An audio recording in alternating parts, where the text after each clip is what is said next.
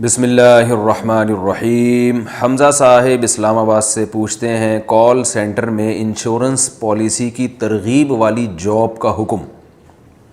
میں call centre میں رات کی شفٹ میں جاب کرتا ہوں، وہاں ہمیں باہر ملکوں جیسے برطانیہ، امریکہ وغیرہ میں کال کرنی پڑتی ہے اور انہیں اپنی کمپنی کے لائف انشورنس کی پالیسی لینے کی ترغیب دینی ہوتی ہے، اور یہ کہنا ہوتا ہے کہ کچھ دن بعد ہمارا لوکل ایجنٹ آپ کو دوبارہ کال کرے گا اور مزید معلومات دے گا، پھر اگر وہ کسٹمر راغب ہو جاتا ہے تو وہ پالیسی لے لیتا ہے۔ کیا ایسے کال سینٹر میں ہمارے لیے جاب کرنا جائز ہے یا نہیں؟ جناب حمزہ صاحب اسلام آباد سے، یہ جاب جائز نہیں ہے، کیونکہ بیمہ پالیسی، انشورنس پالیسی، یہ تمام علماء کے نزدیک حرام ہے، ناجائز ہے۔ اس کے حرام یا ناجائز ہونے کی وجوہات کیا ہیں، میں دوسرے کلپ میں ریکارڈ کروا چکا ہوں۔ یہ جوا بھی ہے، سود بھی ہے، غرر بھی ہے، اس میں لوگ اپنی رقم داؤ پہ لگاتے ہیں کسی کی موت کے ساتھ، کہ وہ مر گیا تو پیسے ملیں گے، نہیں مرا تو آپ کی رقم ڈوب جائے گی، اور بعض دفعہ آپ کو سود کی بیس پہ پیسہ ملتا ہے۔ تو اس طرح کی جو غیر یقینی خرید و فروخت ہوتی ہے جس میں غرر ہو یا اپنی رقمیں داؤ پہ لگائی جا رہی ہوں، تو یہ قمار کہلاتا ہے۔ تو یہ ایک بزنس ہے، یہ باہمی تعاون نہیں ہے۔ باہمی تعاون تو وہ ہوتا ہے جو آپس میں جو مختلف قسم کی یعنی لوگ جو ایک کمیونٹی بناتے ہیں کہ سب لوگ اس میں کسی بھی غریب کے ساتھ مل جل کے تعاون کریں گے، چاہے اس غریب نے پیسہ لگایا ہو یا نہ لگایا ہو، وہ رقم داؤ پہ نہیں لگا رہا ہوتا۔ تو اس قسم کی جو مختلف قسم کی کمیونٹی بنی ہوئی ہیں، اسی طرح کی کمیونٹیز جو ہیں ان کو فروغ دینا چاہیے کہ اگر کسی کے ساتھ حادثہ ہو تو سب اس کے ساتھ تعاون کریں۔ لیکن یہ جو آپ نے بتائی ہے یہ جاب، کیونکہ یہ انشورنس پالیسی حرام ہے تو اس کی طرف لوگوں کو ترغیب دینا بھی ناجائز ہے، کیونکہ گناہ میں تعاون کرنا اور گناہ کی طرف لوگوں کو دعوت دینا وہ بھی حرام اور ناجائز ہے۔ تو یہ ایک بزنس ہے، پوری دنیا میں بڑے پیمانے پر ہو رہا ہے۔ میں اکثر لوگوں کو ترغیب دیتا ہوں کہ جو لوگ اگر خود سے کیوں نہیں ایک ایسے تعاون کے ادارے کھول لیتے۔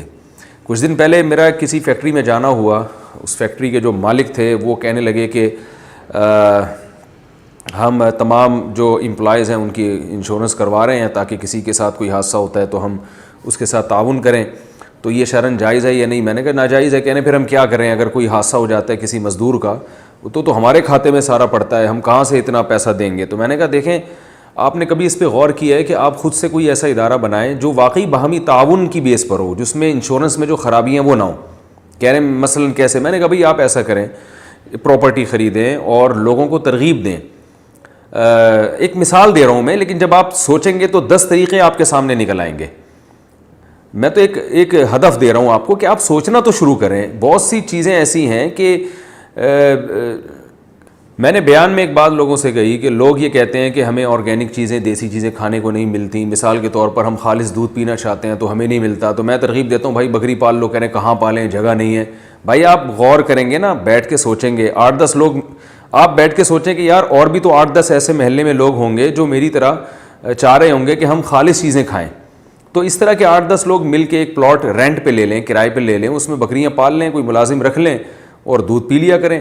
تو جب تک آپ کسی چیز پہ سوچیں گے نہیں نا، آپ کو راستہ نہیں ملے گا۔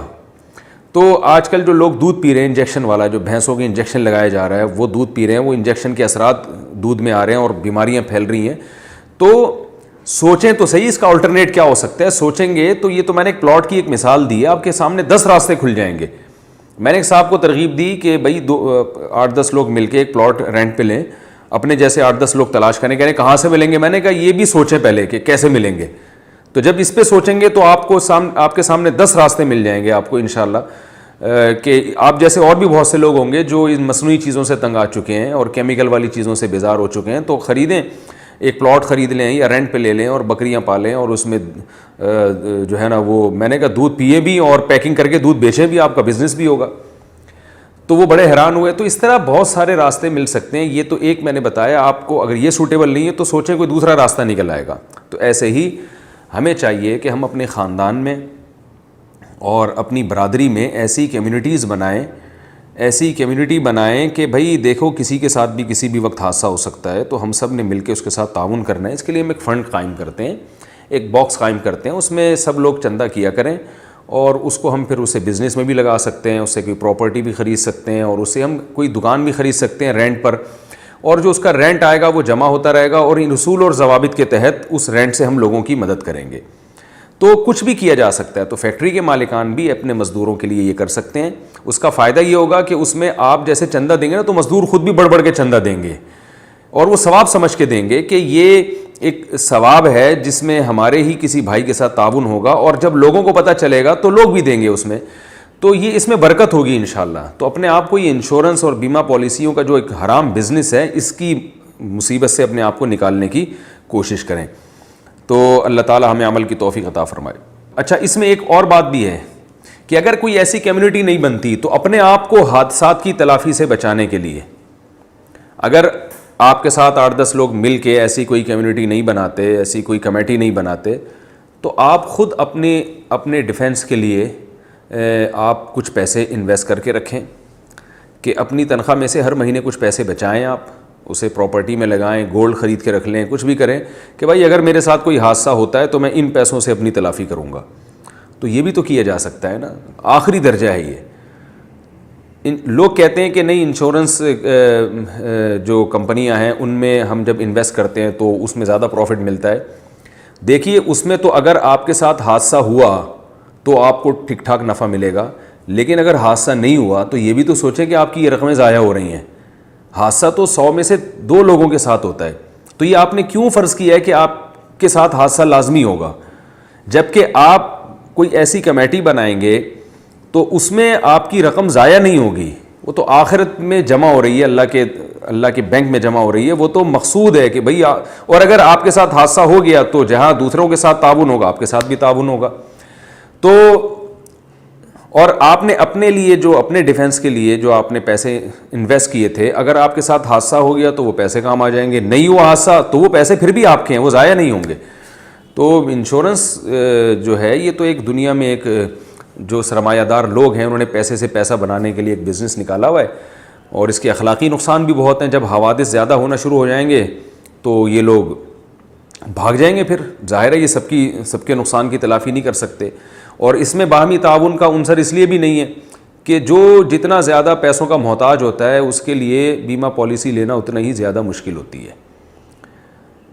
اس طرح لائف انشورنس بہت مشکل ہو جاتا ہے. مثال کے طور پر آپ کسی بیمار کو لے جائیں کہ تو وہ نہیں انشورڈ نہیں ہوگا. وہ وجہ اس کی ہے کہ وہ کہیں گے یہ تو مر جائے گا تو یہ لاس میں جا رہا ہے. ہٹا کٹا کسی باڈی بلڈر کو لے جائیں جس کے مرنے کا دور دور کبھی کوئی چانس نہ ہو, تو اس کو فوراً یہ پالیسی دے دیں گے. وہ تو اس سے پتہ چلتا ہے یہ تعاون بھی نہیں ہے, کیونکہ تعاون میں تو جو زیادہ محتاج ہے اس کے ساتھ وہ زیادہ تعاون کے لائق ہوتا ہے, اور جو کم محتاج ہے وہ کم تعاون کے لائق ہوتا ہے.